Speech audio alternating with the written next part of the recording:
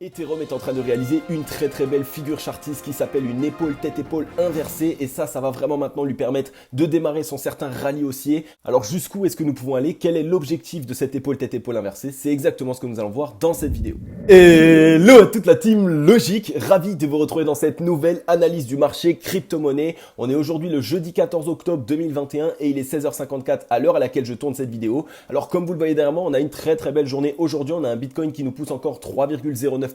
Il est ici sur les 57 473 $. On est encore en train de consolider. On est en train simplement de mettre en place un range. Donc, il va vraiment falloir essayer de trouver une certaine décision. Et comme vous le savez, lorsque Papa Bitcoin se met à ranger, eh bien, qu'est-ce qu'il se passe? Eh bien, c'est totalement positif pour les altcoins. On voit que ça pousse. On a Ethereum ici qui nous pousse 8,47%, 3795 $. Ça va être vraiment la star de notre émission d'aujourd'hui puisqu'il est en train de réaliser une très belle figure chartiste. Et regardez un peu les grosses performances du côté de la DeFi. On a Polkadot qui nous pousse 15,76%. On a ici 7,07% pour le Terra Luna, 9,56% pour le Chainlink. On a Algorand qui nous pousse 8,97, 7,71 pour le Cosmos. Ça ne s'arrête plus, on n'a que des belles performances. On voit encore ici 13,36% du Axie Infinity et pour finir 6,49% pour le VeChain.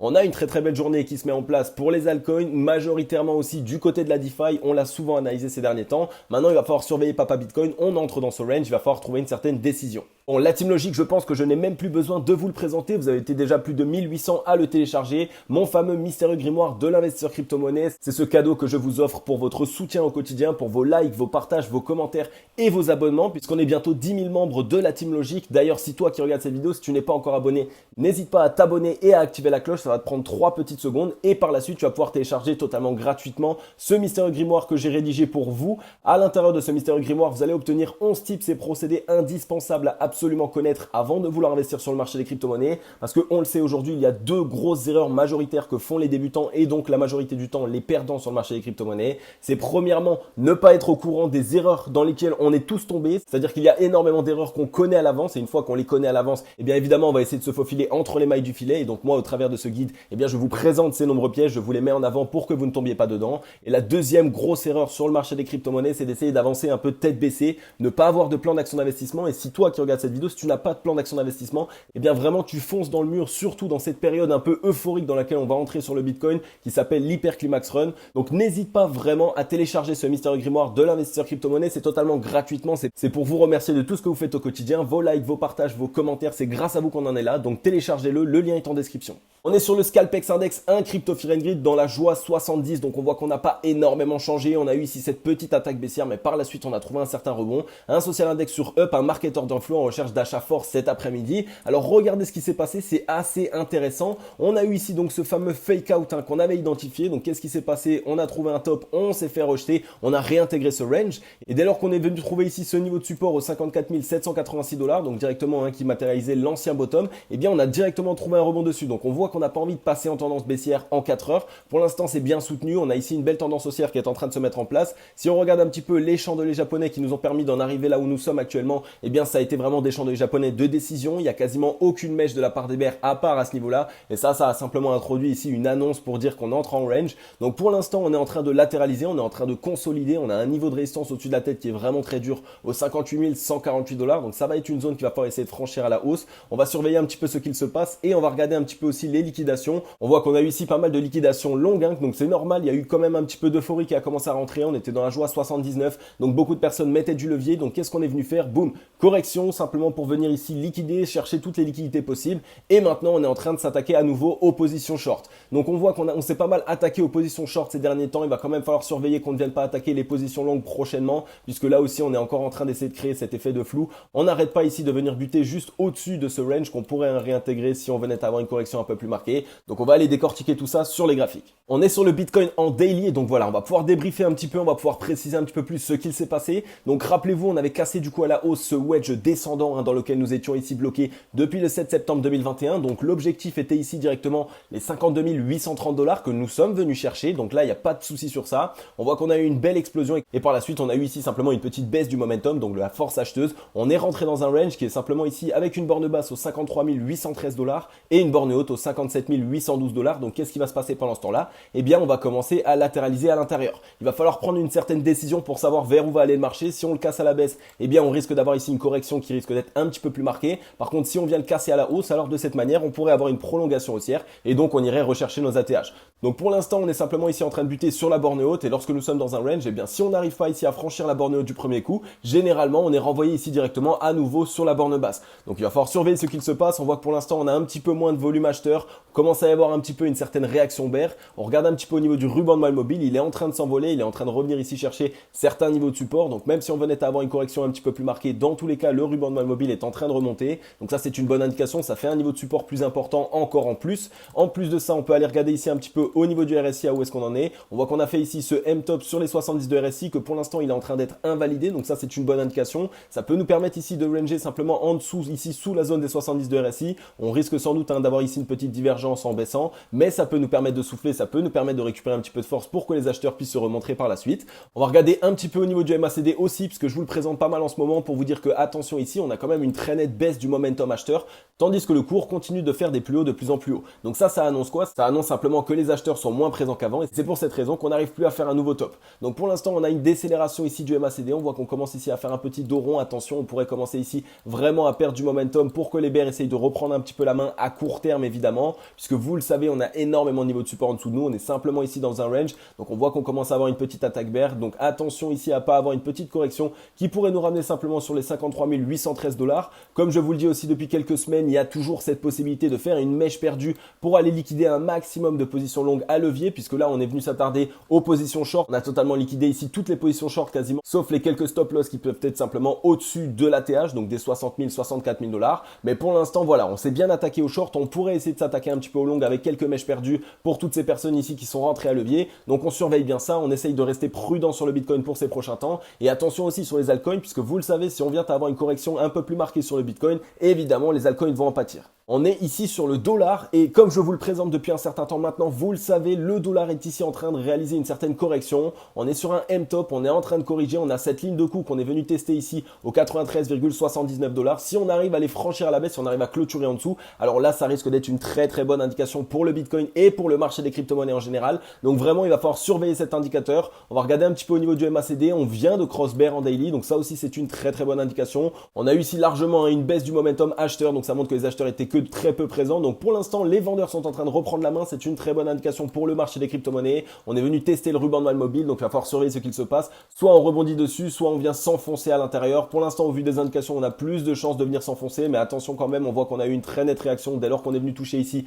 la moyenne mobile 21 périodes. Et on va regarder un petit peu au niveau du RSI. On voit que le RSI ici est en M-top totalement divergent là aussi, puisque ce top-ci est plus haut que ce top-ci, tandis que ici, ce top-ci est plus haut que ce top-ci. Donc là, on est sur une divergence bear. On est en train de corriger. On a plus de chances ici de revenir essayer de chercher les 52 RSI. On a un petit niveau de support intermédiaire ici au 54,66, mais si on le franchit à la baisse, alors c'est directement la porte ouverte au 52 RSI. Donc surveillez bien le dollar, puisque comme je vous l'ai expliqué, si on vient à casser ici cette ligne de coup, ça pourrait nous ramener ici à minima sur les 93,068, donc ce serait déjà une correction assez marquée. Et si on valide le M complet, on reviendrait ici chercher les 92,462. Ensuite, on est sur la Bitcoin dominance. Alors la Bitcoin dominance, on a trouvé un top local tout simplement ici au 45,97. On est en train de se faire rejeter. On est en train de retester ici en fait ce niveau ici qui était anciennement une résistance clé qu'on a réussi à franchir à la hausse. Donc c'est bien de revenir le valider ici en tant que support. Ça permet un petit peu aux altcoins d'exploser, ça permet au Bitcoin lui de souffler un petit peu et par la suite d'essayer de trouver un rebond dessus. Ça pourrait vraiment être une bonne indication. Donc là il n'y a aucun souci, on se construit de manière saine. On voit que c'était ici un niveau de résistance qui nous avait fait vraiment du tort dans le passé. Donc le fait de venir le valider en tant que support, c'est vraiment une très bonne indication pour le Bitcoin ces prochains temps. On voit qu'on est ici sur un M-top, donc attention à la correction qui pourrait être un petit peu plus marquée si on ne trouve pas ici un niveau de support sur les 62,97. Donc on va se le matérialiser. Il faut vraiment trouver un rebond ici sur cette zone. Si malheureusement on vient valider le M-top, donc si on quitte cette zone, on peut revenir ici sur les 52 RSI et on voit que l'objectif serait ici au 46,40. Donc on surveille bien la Bitcoin dominance puisque comme je vous l'explique depuis un certain temps, elle va vraiment nous permettre de savoir s'il vaut mieux se tourner sur le Bitcoin ces prochains temps puisque c'est lui qui réaliserait les meilleures performances ou s'il vaut mieux se tourner vers les altcoins puisque c'est eux qui réaliseraient les meilleures performances. On va regarder un petit peu au niveau du MACD, on voit qu'on est en train de faire un dos rond. On a ici un décélèrement ici depuis seulement 3 jours mais aucun souci lorsqu'on était sur la montée. On a bien eu de la force acheteuse qui commençait à rentrer donc pour l'instant pas de panique à avoir. On va essayer de voir si ce niveau de support tient bien. Évidemment si on vient à lâcher ce niveau de support à la baisse et qu'on clôture en dessous, alors là attention il faudra quand même essayer de se mettre en sécurité par rapport au Bitcoin.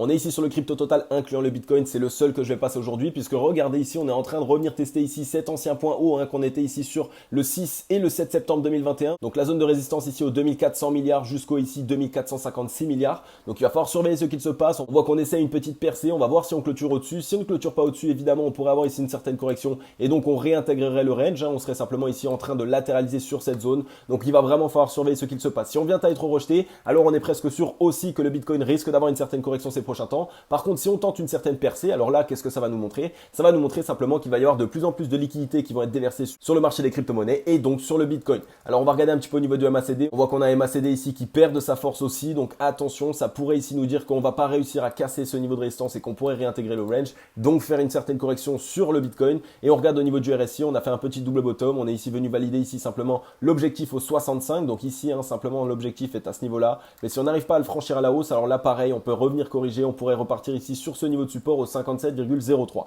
Ensuite, on est sur Ethereum et Ethereum est vraiment ici dans une très très belle disposition. Regardez, il est en train de mettre en place une figure chartiste que nous connaissons bien qui s'appelle l'épaule tête-épaule inversée. Donc je vous ai matérialisé ici simplement, ici on voit l'épaule gauche, la tête et l'épaule droite. Et donc là, on est venu casser la ligne de coup. On est vraiment en train de la break ici avec une belle bougie. Pour l'instant, il manque un petit peu de volume, mais il est seulement 17 heures. Donc il va falloir regarder un petit peu sur la fin de journée. Mais je ne me fais aucun doute actuellement au vu de la disposition pour pouvoir vraiment break ce niveau. Donc si on arrive bien à le break, eh bien regardez ici, on a un objectif qui serait ici directement aux 4551 $. Alors pourquoi, vous allez me dire? Eh bien je vous montre comment est-ce qu'on prend l'objectif d'une épaule tête-épaule inversée. On prend simplement la tête ici, depuis la tête jusqu'à la ligne de coup à ce niveau-là. Donc elle est même un petit peu plus haute d'ailleurs. Et donc de cette manière, on vient reporter ici jusqu'à l'endroit de la cassure. Donc on est venu casser ici directement sur la ligne de coup. Et je pense même que l'objectif est plus haut puisqu'en fait il est ici aux 4629 $. Donc vraiment il va falloir surveiller ce qu'il se passe sur Ethereum. Ça pourrait enfin nous permettre d'avoir le certain mouvement haussier que nous attendions. On a ici un ATH directement aux 3956 $ qu'on va revenir tester. Ça va être une zone où il va falloir du volume pour essayer de la franchir. Donc on va regarder un petit peu au niveau du RSI là aussi. Double bottom, on est venu casser ici ce niveau de résistance au 60,67. Donc pour l'instant on n'est pas encore en zone de surachat, donc on a très nettement la possibilité d'essayer de partir encore à la hausse. On n'est pas encore en train de suffoquer en manque de force acheteuse. Donc vraiment ici, il y a la possibilité d'aller tester notre ancien ATH et même de venir le break. Et si on regarde au niveau du MACD, lorsqu'on a réalisé notre petite latéralisation, eh bien c'est normal. On a eu ici une baisse de la part du momentum acheteur, mais pour l'instant sur cette journée, on est bel et bien en train de le rattraper. Donc là aussi, en plus au niveau du MACD, on est encore assez bas. On pourrait vraiment essayer de partir plus haut. Donc vraiment que de belles indications sur Ethereum. Suivez-le un maximum puisqu'il va nous permettre quoi? Premièrement, on va pouvoir réaliser de belles performances avec lui, mais surtout deuxièmement, il peut être généralement précurseur d'une belle altcoin season ou alors une explosion des projets de la DeFi, donc il va vraiment falloir les surveiller un maximum. Ensuite, on est ici sur le cake de PancakeSwap. Alors comme vous le voyez ici, on est simplement venu faire un beau double bottom.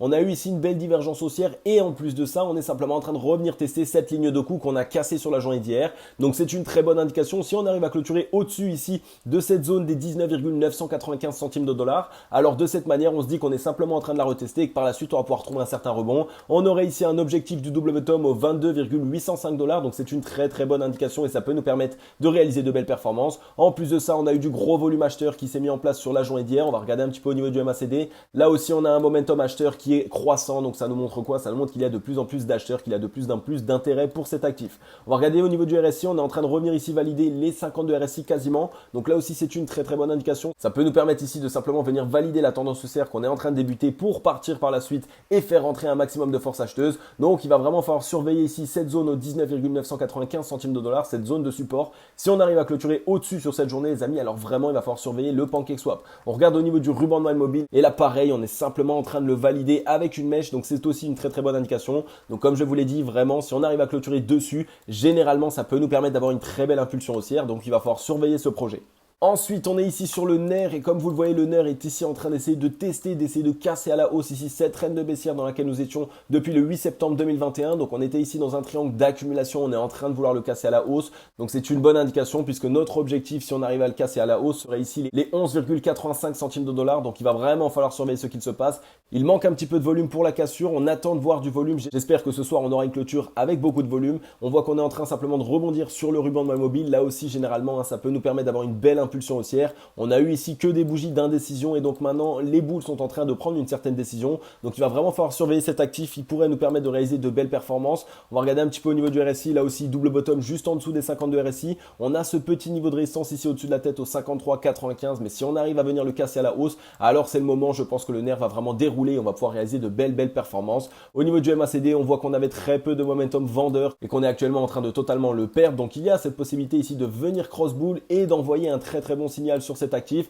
Il va vraiment falloir le surveiller de très près là aussi, puisque regardez ici ce beau triangle d'accumulation. Surveillez bien le nerf, mettez-le dans votre watchlist. Ensuite, on est sur le GRT donc de The Graph. On voit qu'on est simplement ici encore une fois sur un très beau double bottom. On est revenu valider les 0,618 de Fibonacci. On a les fesses dessus. On est en train de trouver un certain rebond. Donc ça, c'est une très bonne indication pour essayer de réaliser une belle tendance haussière. Il va vraiment falloir surveiller qu'on fasse rentrer un petit peu de volume. Ça aussi, ça va être vraiment l'indication nécessaire. On est en train de tester les 52 RSI. On aimerait voir ici une cassure. Mais cet actif est là aussi dans une belle disposition puisque comme je vous l'avais montré la dernière fois, on est simplement dans cette zone de rechargement acheteur. Donc c'est ici entre les 0,618 et les 0,786 de Fibonacci. Ça nous permet ici de savoir qu'il y a beaucoup de personnes qui attendent que le prix d'un actif revienne sur ces prix-là pour essayer d'en accumuler un maximum. On va regarder aussi rapidement au niveau du MACD. On voit qu'on a bien cross bull, qu'on est toujours très bas, qu'on commence à avoir du momentum acheteur qui rentre. Donc là aussi, c'est une très bonne indication. Ça nous montre que les acheteurs sont en train de se montrer. Ça nous montre qu'on peut essayer de réaliser une certaine tendance haussière. Ensuite, on est sur le REN. Là aussi, le REN est en train de réaliser un certain double bottom. On est sur cette trend. On a eu ici 3 chandeliers japonais d'indécision sur la correction sur laquelle nous étions. On est en train d'essayer d'implémenter un bottom.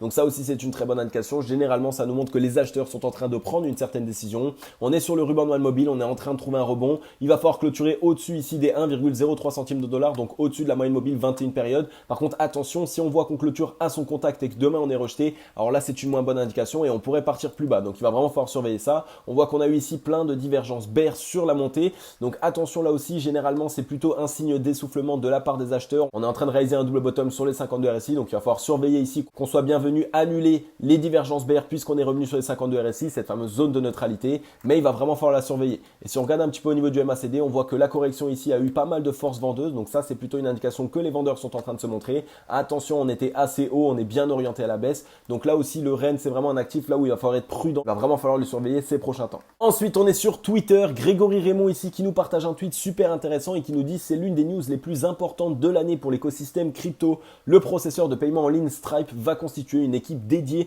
donc pour les crypto-monnaies. Cela veut dire que de très nombreux sites marchands devraient prochainement accepter les cryptos et ça c'est génial. C'est vraiment par là je pense qu'on va toucher un maximum d'utilisateurs pour toutes les personnes qui réalisent des achats en ligne. On le sait en ce moment avec la technologie qui se développe, surtout avec le confinement qu'il y a eu, eh bien la majorité de nos achats ont été réalisés en ligne et ça peut nous permettre vraiment de toucher énormément de monde de manière très mainstream si on pouvait tous et toutes accéder à des paiements en crypto-monnaie. Donc on est encore sur une très bonne indication pour le fondamental du Bitcoin et sans doute pour certains altcoins aussi. Il va falloir suivre ça puisque ça peut vraiment leur permettre d'exploser.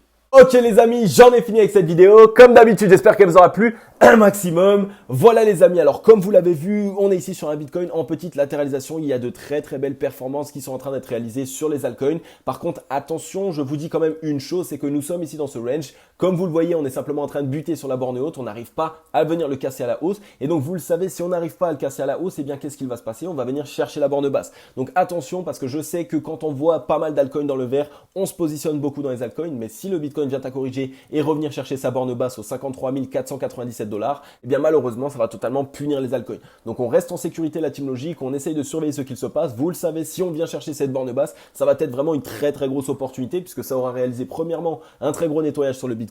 On aura du coup ici une belle opportunité sur un Bitcoin qui sera moins cher et des altcoins qui auront pris une très belle claque. Donc ce sera sans doute l'une des dernières belles opportunités qu'on va avoir, que ça soit sur le Bitcoin ou sur les altcoins avant le fameux rallye du Bitcoin, le fameux hyper climax run, là où tout le monde perd la tête et lorsqu'on réalise des performances incroyables. Donc on va essayer vraiment de se positionner au meilleur moment, au meilleur endroit. On va faire ça ensemble les amis. Si tu n'es pas encore abonné à cette chaîne, eh bien évidemment je t'invite à t'abonner et à activer la cloche. Ça va te prendre 3 petites secondes. Rejoins la grande famille que nous sommes. On est presque 10 000 abonnés et on a encore énormément de choses à voir ensemble. Donc si tu as kiffé cette vidéo, n'hésite pas à mettre un petit like, un gros commentaire. Je viens répondre à tout le monde, vous le savez, et je lis tous vos commentaires. Ça me fait super plaisir. Et comme d'habitude, je vais vous souhaiter à tous et à toutes une agréable journée ou une agréable soirée. C'était Cryptologique. Ciao, bye bye.